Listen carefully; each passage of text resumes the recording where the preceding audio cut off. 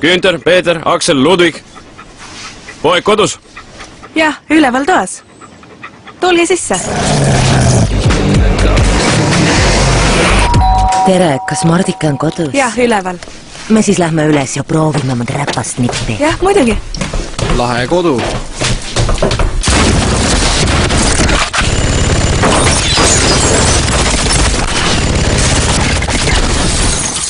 Mart on kus? Seal.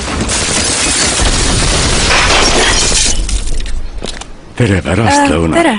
Oi, kas see ongi väike Piret? Küll sul on kena jänku. Tule, ma näitan sulle enda jänkut. Päriselus sa kaitseksid oma lapsi. Tee seda ka internetis.